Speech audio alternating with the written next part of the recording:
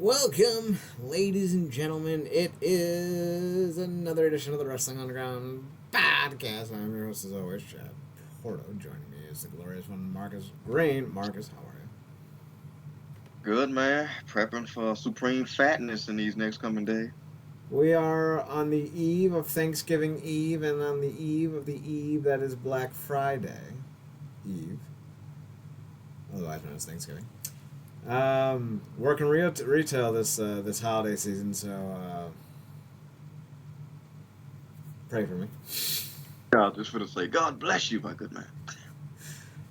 I will be bringing a very long, Walking Dead-esque like poker to fend off the horde from behind the electronics counter. Oh, just for to say, please don't get trampled, man, because them videos do not be freaking AI.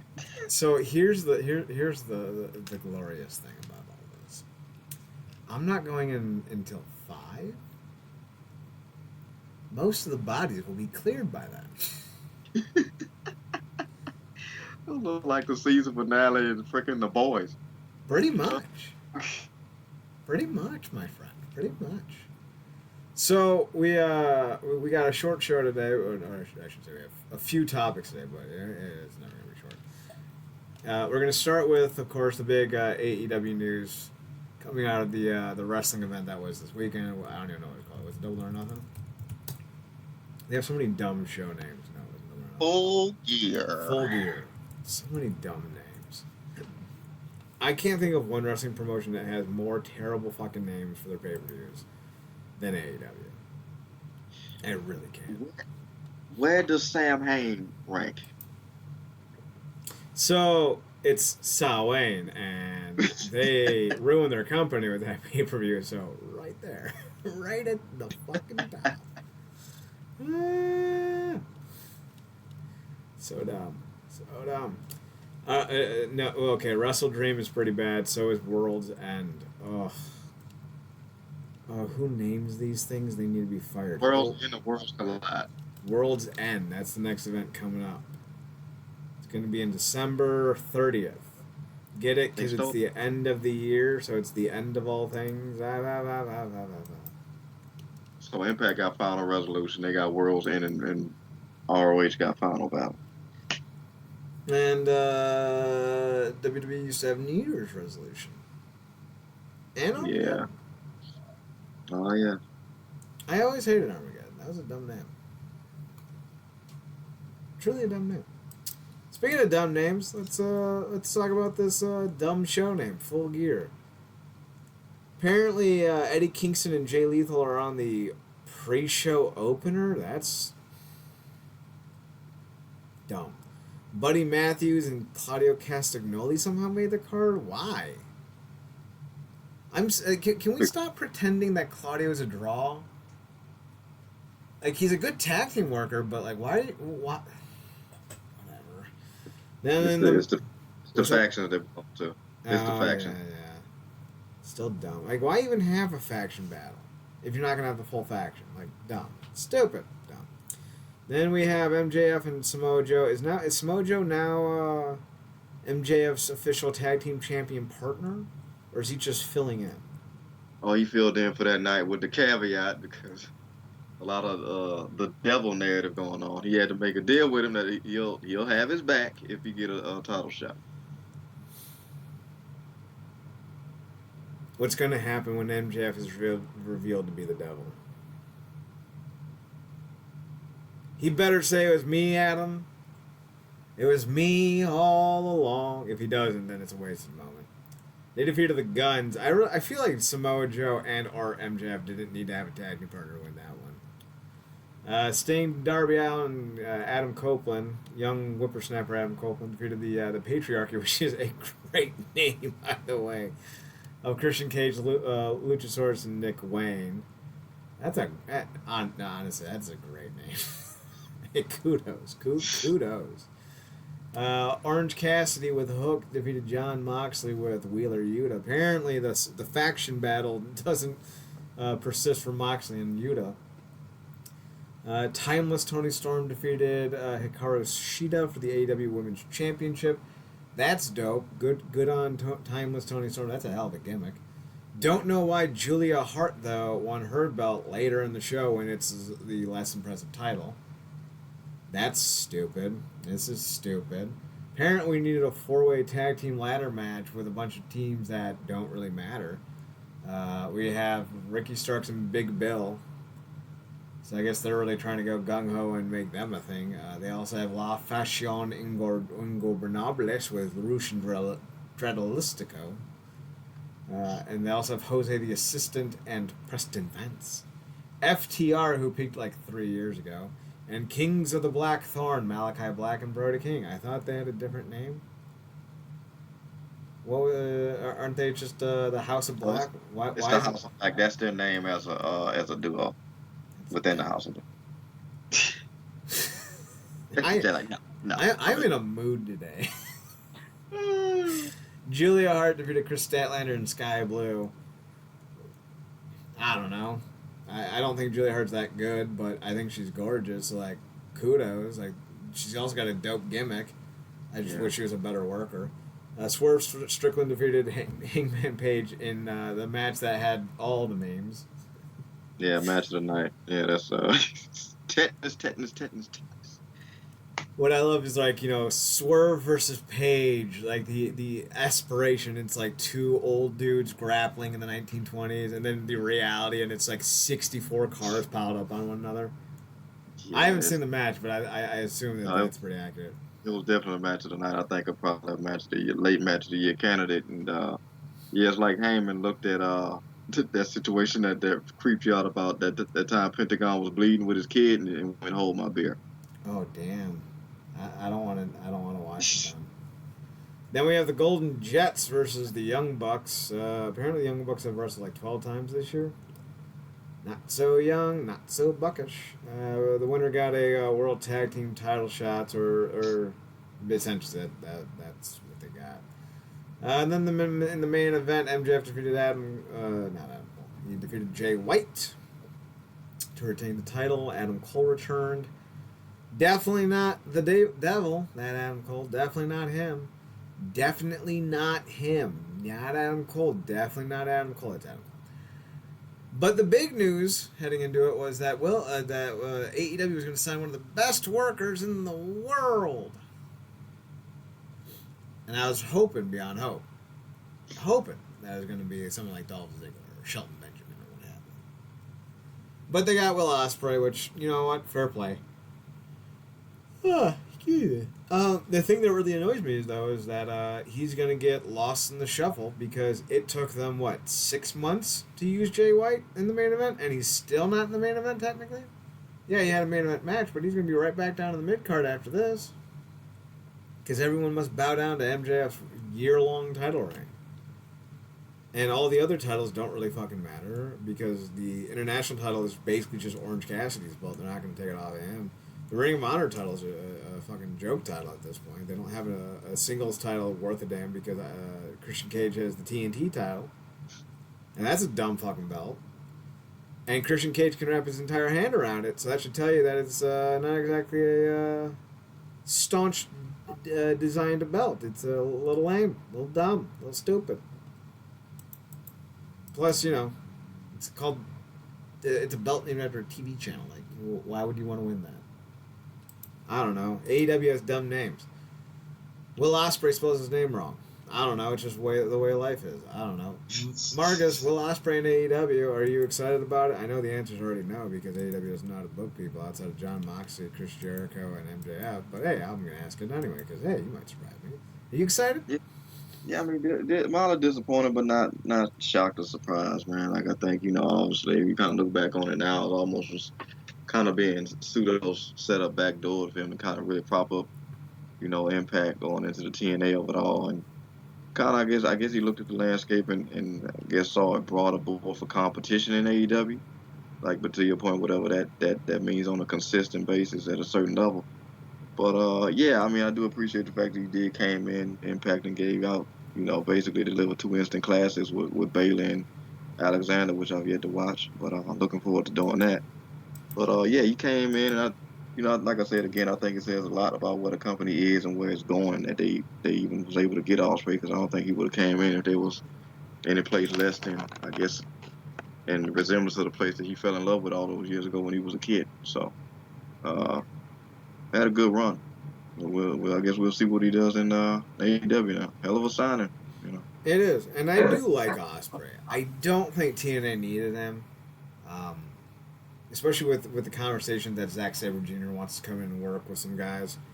And as long as they keep someone like John Gresham, who, by the way, Gresham Shelley had no right to be as good as it was. Holy hell, that was a great match. And I haven't seen last week's episode of Impact yet, so I haven't seen Ospreay versus Alexander, but this reminds me of not the totality of it all, because I'm going to say it and you're going to be like, oh, that sounds like an insult. It's not. It reminds me of 1999 WCW, where they had like a bunch of really good matches for their Match of the Year candidacy at the start of the year, especially like their Dean Malenko and Chris Benoit versus Hennig and Wyndham. That was pretty dope. Ray and Billy Kidman and the triple threats that came from that, like the Raven Saturn, Ray Kidman, Benoit, Malenko, triple threat, Slamboree. So like, they had like a lot of like really good matches. And then like they went through a spell where they didn't have a lot of great matches. And then Starrcade '99, the week before the end of the voting period for 1999, Chris Benoit and Jeff Jarrett have this amazing ladder match that Jarrett has last minute because he's filling in for Scott Hall, who's not there, or at least I couldn't go. And Jeff had already wrestled earlier in the night, and they have this banger. It's only like a 10 or 12-minute match, but it's a banger. And it beats out, Bret Hart versus Benoit at Mayhem, and Bret Hart versus Benoit on the Owen Hart the Owen Hart tribute show. And it feels like we're kind of going through that same pattern where we had all these really good, great matches from like January through October, and then all of a sudden, Bound for Glory happens, and they're like, no, we're gonna ruin this. We're gonna ruin everything. It's not just recency bias. It's talent bias, because Gresham is on another level. Ospreay and Bailey. Ospreay and Alexander. Shelley and Gresham. Like, oh my God, how are we going to pick? I don't know. And that's not even counting some of the women's matches this year, which have been phenomenal. So, like, it's going to be hard. And I'm a little mad at TNA/Impact for doing this to us. I really am. Yeah. It's a good kind of predicament. It's a good kind of hate.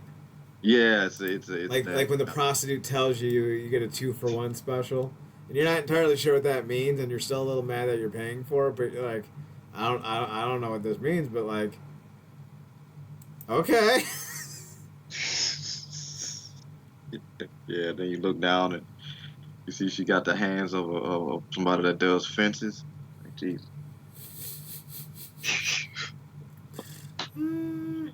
All right, so Ospreay's gonna be in AEW. I don't know if I'm excited about this because like they keep signing new guys. Like they just signed Edge like 2 months ago, and it feels like the luster is off. No, is it rose? Luster's off. The gleam is off the rose. Like we've seen this so many times in one calendar year. It doesn't matter anymore. Every few months, hey, we got a big new signing, and it's like, what about the other ones? No, but they just had like a Leon Slater signing in Flair. Right? Love that Leon Slater signing in TNA. Like that they got an equally young guy in Ric Flair over there. And it's like you're not building up your own. Think about this. Toni Storm went on in the, just counting the pre-show matches, she went on in what, the bottom or the early 2/5 of the card. Your best female act, who's a very good hand. Like, she's not the best women's wrestler, but she's good. And she's got the best act going. And she was 5th match in. The fuck are you doing, Tony Khan? Like, this is the kind of character that semi-mains or main events. Like, I swear to God, if he gets Best Booker of the Year from the Wrestling Observer, I will hunt Dave Meltzer down myself and Rochambeau his soul out of him. Oh, best booker. That's hilarious. I don't But I yeah. don't care if he's a 5-star. What are those renters called when they rent their houses out? Oh, you talking Verbo, about freaking why am I blanking on the doggone right? Airbnb? Yeah, I don't care if he's a 5-star Airbnb host and renter. He is not getting Best Booker of the Year. He's terrible at it. It's not even close. They need someone who actually knows how to put together a show to come in and put together a show. I don't know what this man is doing. You got Eddie Kingston cutting promos on the service no one's ordering. You got Jay Lethal wasting away doing promos in front of half-empty stadiums or arenas. Just for what? To get the Honor Club? Like, what are we doing? You got Jeff Jarrett not on your card when he's one of your most over stars. Like, what are you doing? He's got one of the best names, The Last Outlaw. The Last Outlaw? Oh, come on. Jesus Yeah, Christ. I'm a Lucha Bros guy too, and if Phoenix is out, you should definitely be doing something consistently with Pentagon while you still active and doing this thing. Because Pentagon's like in his like mid 40s at this point. No, he's not that old, but he's getting there. Let's see. Penta El Zero Miedo. I think I looked at it up. He's 38.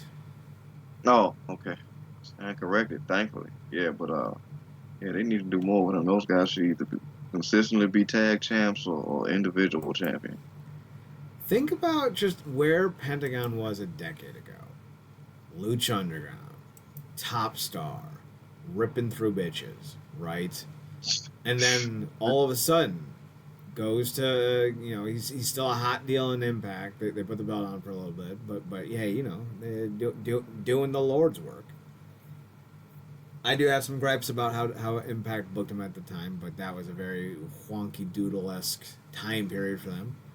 And Yeah, it's hard to argue with their tag team series with LAX, but they never should have been a tag team, Pentagon and Phoenix. They should have been solo stars. That's how good they are.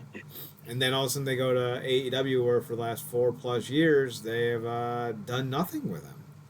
They've had some good tag team title runs. They've won the trios titles, but yeah. I'm supposed to be impressed. Like, I they've remember won that 2 tag. belts in 4 years. Yeah, I remember that series too. We did. Phoenix almost died in that series. Everyone almost died in that series. Holy God. Holy God. Oh my God. Yeah, he was in Impact for like a year, and he won the world title and the tag team titles with Phoenix. He won Finish of the Year and Match of the Year with Callahan at Slammiversary 16. Yeah, So like, I don't know, do better with him, you cunts. yeah. Because I was thinking about like they was in Impact, and like you said, they might not should be a team, but they be killing it with Ace and Bay and the Rascals, and even potentially the Motor City Machine Guns. Like those would be instant classics. Right? So, it is what it is. More fire, more wood for the fire. That's all this really is, but what are you going to do? Speaking of guys that I would love to see in TNA, Alexander Hammerstone had asked for his release from MLW. He did not get it. He returned to the previous set of... not the previous set. He returned to the company at the most recent set of tapings. That's what I meant to say. At MLW Fightland. MLW, even with all their current struggles right now as a company, they got some real good names. King of Coliseum, Fightland, Battle Riot, Dope. Tony Khan needs to take note. He really does. So who knows what Hammerstone is going to do? Apparently, this might be a one of two things is probably happening, or one of three things is probably happening. The first and most likely is that Hammerstone asked for his release, which is true, and is honoring his remaining contracts because he's a stand-up dude and he wants to do business the right way. The other thing that could be true is that he requested his release, got what he wanted in a bit of a renegotiation with MLW, and returned to the promotion. What could also be happening is that he never really asked for his release.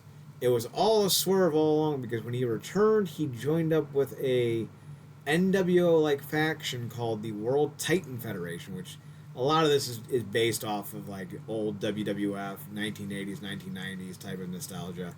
Titan Sports, King of Coliseums, like that is an homage to the Coliseum videos that the WWE used to do back in the day.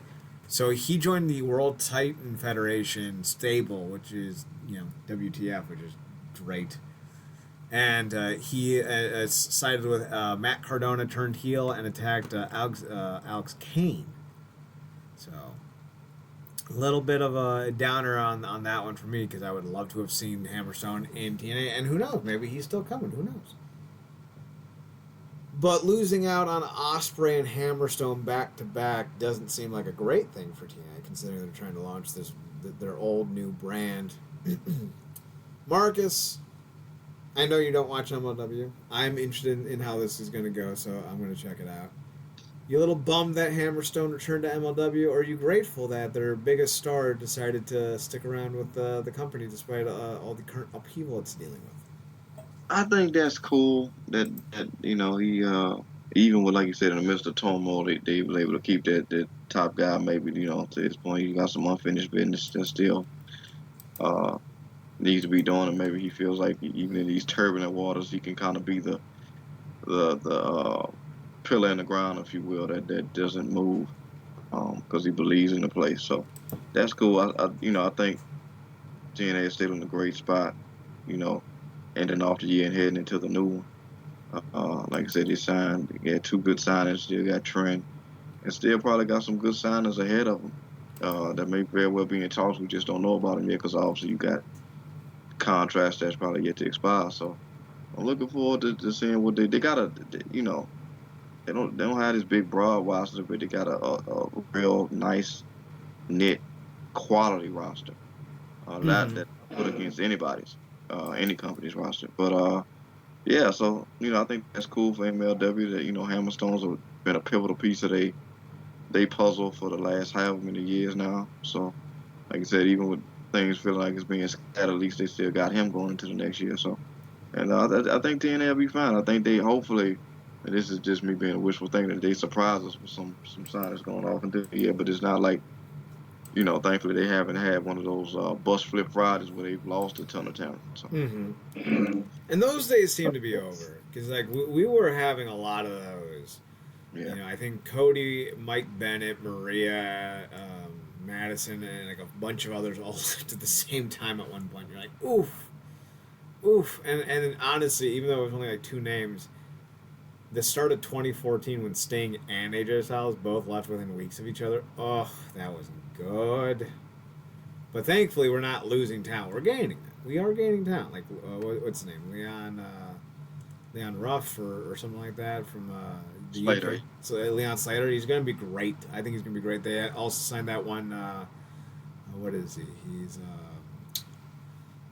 from Amsterdam, I think. He's big jacked white dude. He looks fantastic. And then they also got that little British girl with the little pink purple hair.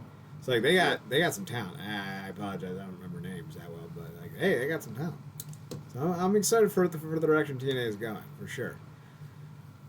So let's talk about Ronda Rousey, who's another name that I'm gonna say this, and I kind of put her in the Will Ospreay of it all. Like I like Will Ospreay. TNA doesn't need Will Ospreay, but TNA could definitely use Will Ospreay. I sort of like Ronda Rousey. There's a part of me that finds her fascinating because she has a decent hand, she is a heck of a worker, and she's got a big name value. Getting her would be huge. Now, I don't know what's going on with her, but apparently she was doing some indie shows, and then she popped up on Ring of Honor, just randomly, unannounced, to do a tag match. I doubt it's going to air, only because it's Ronda Rousey. AEW didn't even announce her. How stupid could you be? Even if you're not a Rousey fan, she's a big-ass fucking name. Huge name. Why wouldn't you try to get her? Like, why wouldn't you promote the shit out of her? Especially for Honor Club, which needs all the help it can get.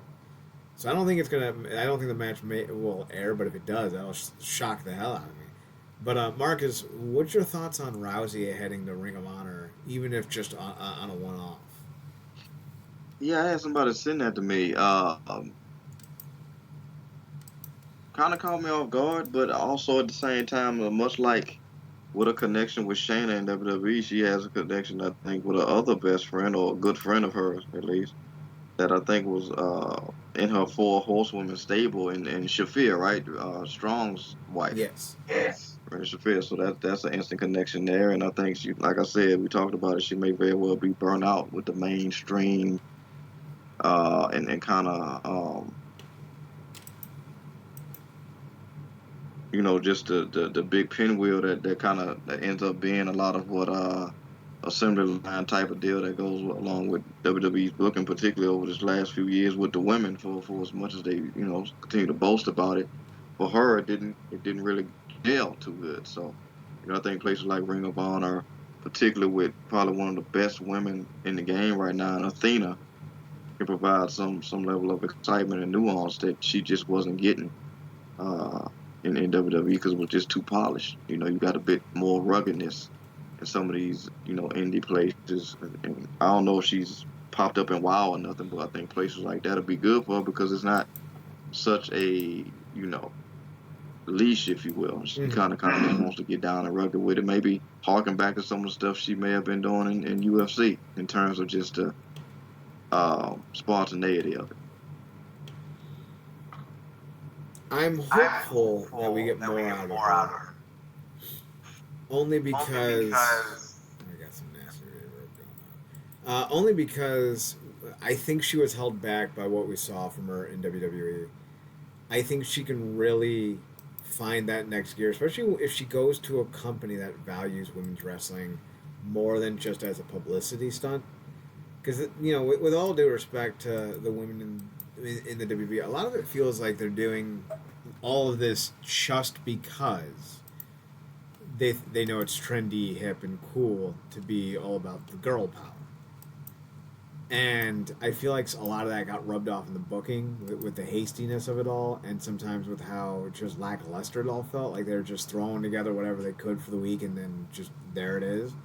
And I think if you go to TNA, you're going to have Jordan Grace to work with, who is, I think, the top girl in the sport right now, bar none, at least on this side of the planet.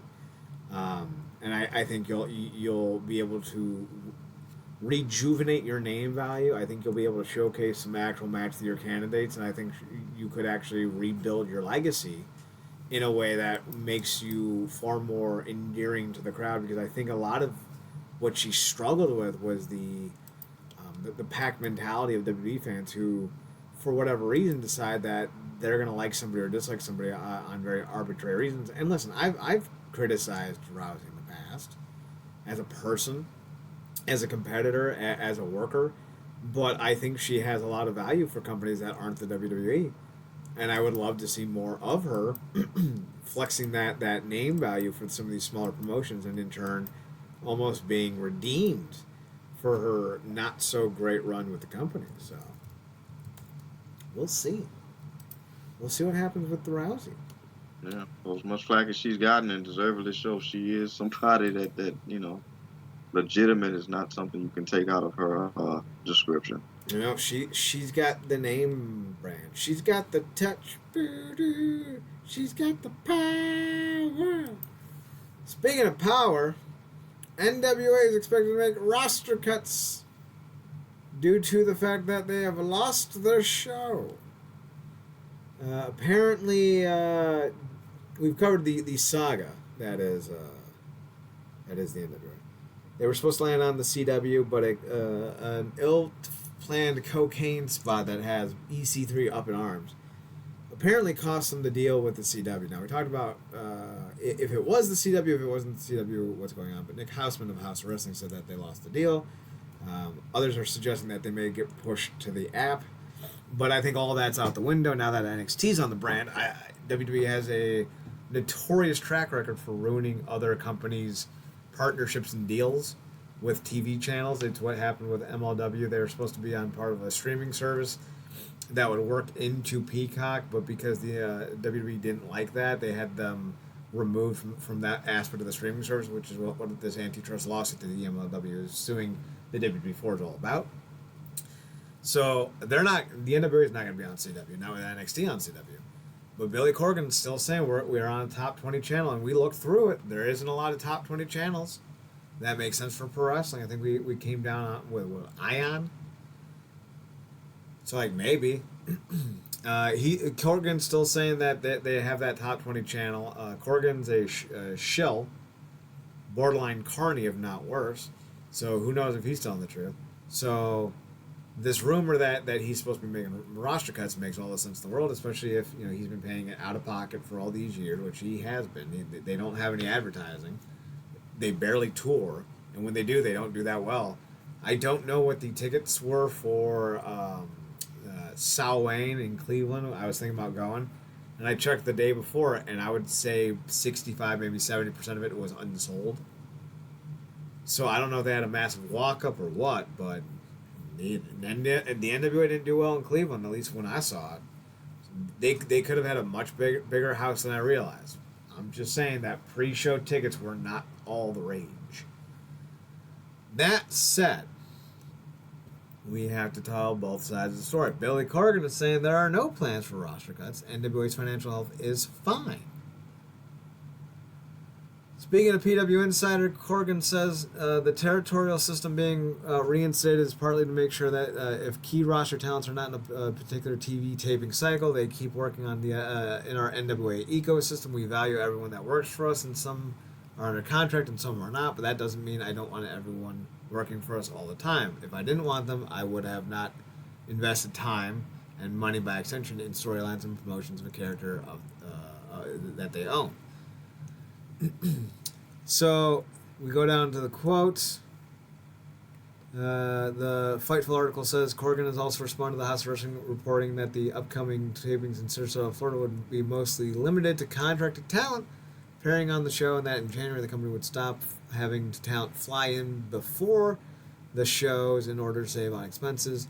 He stated that the NWA tries to balance the talent that it's flying in for the show. Corgan also claimed that in 2023 has been the most expensive year yet of the Lightning One era, saying, "This is where the stupidity of this kind of reporting shows itself.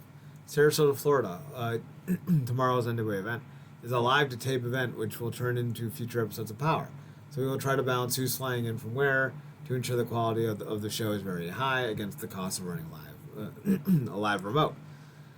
The live remote is much more expensive than running, say, a Skyway in Nashville in a TV studio. So by definition, this is a taping is more expensive than Power in the studio. So we are actually spending more money, not less. 2023 has been the most expensive year of the Lightning One era, and that's a good thing because the wrestling and the quality of our product has never been higher, which feeds into landing TV deals."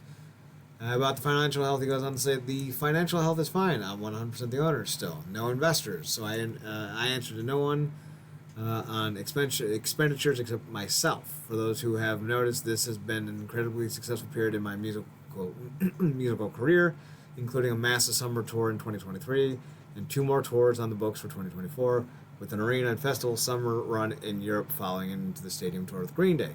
So if I needed additional funding, I don't. I can get it easily because I still own all my songs as well as my recorded work, what they call masters, since 2001, which one could get loans on against for future earnings if needed. As far as the reported rumors on the TV deals that maintain that the company has 2 television deals, nothing has changed. He stated that the deals have been in place for a good while, and he looks forward to the day that the situation comes to light. As I've said, I cannot comment on TV deals. But I stand by what I have said previously, which is we do have 2 TV deals, and nothing has changed in that regard despite countless false reports. And those deals have been in place for a good while. How that all play out is yet to come, obviously, and we are looking forward to the day when the reality, no pun intended, of our situation comes to light. So, some things here. We know that Corgan basically just said that they're going to coordinate and figure out the best way to get talent in for the TV tapings. I think there's a little bit of a gem there in terms of the way he phrased it. It does feel like he's verifying the report by not verifying it.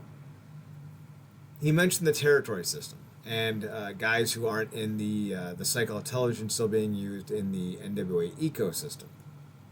I think what he's trying to do is once again lease the NWA name for profit to smaller territories so that they have to pay $1,000 a month or whatever it is, and then they're on the hook for paying for the talents for the show,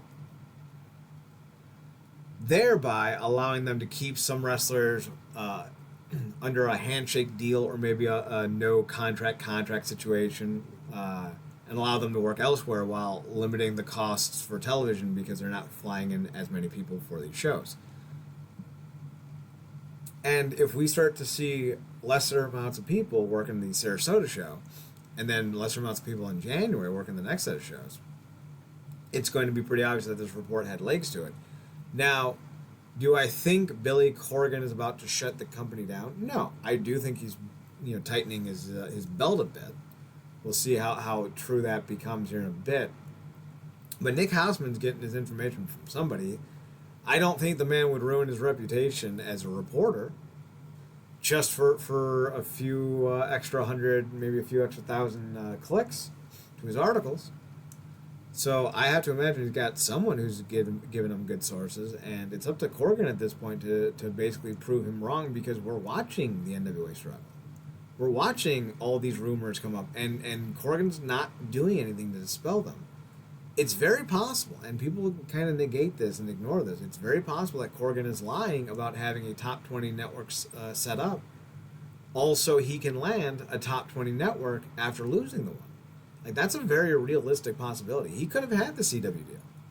Could have been in his hands, and it could have been lost. And now he's doing everything he can to try to get Ion or whoever else is out there.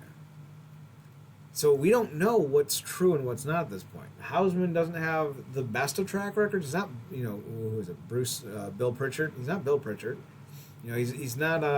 And granted, I think he's a scumbag, but he's not Sean Ross Sapp. He doesn't have that notoriety. So I'm a little concerned that Hausman's reports may be inaccurate or false or misleading. But I'm also well aware of who Billy Corgan is, and I know that dude's a fucking carny. So you can't trust a word he says either. So it's going to be interesting. Marcus, any thoughts on this? Because it's a thing. Hey, man, we say it all the time. When we go over stories like this, and from however many angles it comes out, and how we try to break it down and analyze it, regardless of what's said, how confidently it's said, or how consistently it's said, when there's smoke, there's usually somewhere there's fire.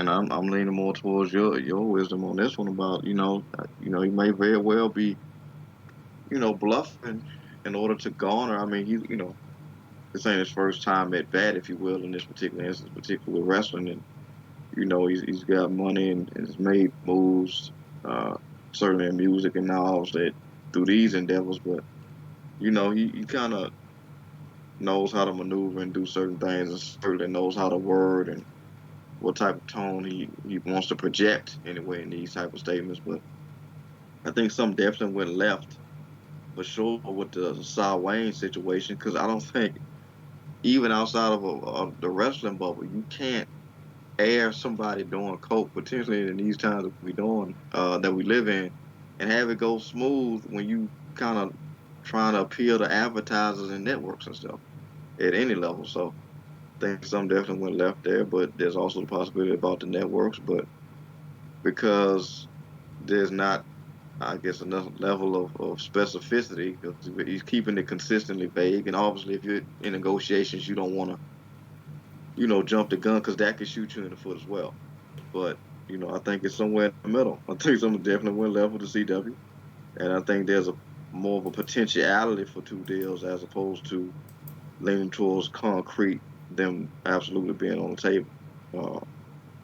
But to the point about the roster and everything, that's also indicative of things kind of looking shaky, because what we saw what things was like back in the day, and I guess the dropping off on the Lucha Underground, things was kind of falling apart behind the scenes with contracts, and people needed to go elsewhere and work. but they couldn't do it. They was locked in. So we see wrestlers do that all the time when things are kind of looking on shaky ground, particularly rounding out about the holidays. People want to get those last, you know, big checks done for the years out because they got, obviously family endeavors and stuff to tend to. So um, I think it's a lot of things that's pointing towards a more, like I said, direct line to what you're saying about, things is kind of shaking. He's putting on a good front, but again, he's the figurehead. You kind of have to. Yeah, I don't blame him for going out and if he's lying because if he is still in negotiations, the thing to do is to have a steady front. You don't want any potential investors or advertisers or partners to see you crumble, right? So I can completely understand, kind of fudging some things here and there, but whether or not we actually see them on television going forward is going to be up in the air. I am curious to see if it happens. Part of me would like to see it happen because I've really enjoyed, truly, I've really enjoyed the reign so far of EC3. He really didn't do well in the WWE, and then his whole control your narrative ruined his reputation. He's done a good job rebuilding it though, and he's got more work to do, admittedly, but he can do some of that work still, especially with the NWA. He's 40, so it's not like he's got all the time in the world, but he can still put that work in. Now, whether or not it happens with the NWA is going to be up in the air. He could be another name if he gets free of his deal. He would be. I think he would be someone that TNA should have an interest in. He's done a great job with his Overman character because he's over with the crowd, man.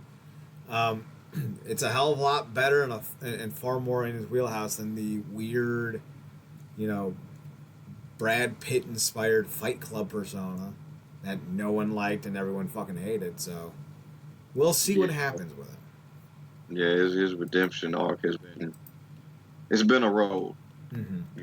To kind of get back to some semblance of what he was, and in his heyday, at his peak when he was back in Impact. But it's funny too. Somebody, because the last thing I seen with him, it was his entrance in NWA, and they talked about how some of his entrance was basically harking back to trouble, trouble, trouble, trouble, trouble.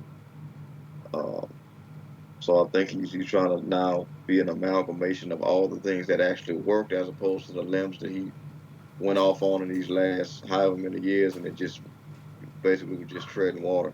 Will say though one thing, and I gotta tip my hat off to him. He's maintained that physique, which most people would have let go in different variations by now.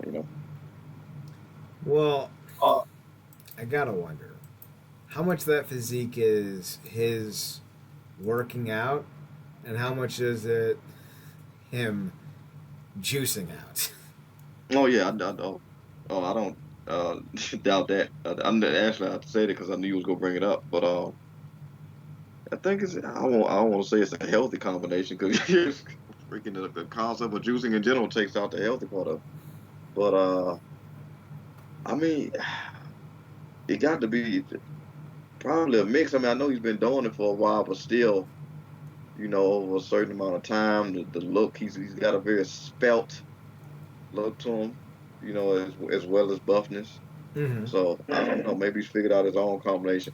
I want to say when we was talking about the whole thing back in, back some years back, maybe not even 2 years, with the whole Velveteen Dream thing when they was kind of outing each other about that bathroom situation, that party. I want to say Velveteen Dream either alluded to it or something to that degree. I think Velveteen Dream alluded to possible cocaine use. Yeah. But I don't remember exactly what it was. But it wasn't kind to his reputation. So we'll see what happens with that. We'll see, and we'll keep an eye on the NWA situation because obviously this is a developing situation. We'll find out in due time, if ever, because don't trust Corgan, what happens with the TV deal and if they should land one. Because if they land one, like an actual TV deal, not one that they're buying air on, But if they land one with a TV partner and them, come together and find a way to, get them some money, be it through the channel itself or through the sponsorship partners, there's a lot of possibilities there to get paid, and it's good for wrestling for them to succeed. Maybe not them specifically, but it's good for wrestling to have as many companies able to pay a living wage to their workers as possible. So I'm not rooting against the NWA. I just don't think Billy Corgan is competent. That's really what it comes down to. Same here. So I would like to see them succeed. I just don't expect them to. So that's it. That's the end of our show this week. We're getting out of here before an hour. So yay! We'll be back next Monday for another edition of the Wrestling Underground podcast. I have been your host, Chad Porter. You can find me on Twitter at ChadNerdCorp, ChadNerdCorp. And on the Instagram at Chad's Photo at ChadSphotohut. And you can also find my good friend Marcus Green. You can find him on Twitter at ParadoxKid, ParaDoxKid. That's the kid. You can also find him on his other podcast, The True Penny Show, over on Twitter at True Penny Show, TruePennyShow. They post their shows fairly regularly, so check them out over there. So that's it for us. We're out of here. We'll be back next Monday, same bat time, same bat channel, for another edition of the Wrestling Underground podcast. Thanks for tuning in. Thanks for checking us out. Thanks for giving us a chance. Remember, as always, to watch more wrestling. And Marcus, take us home. Good night.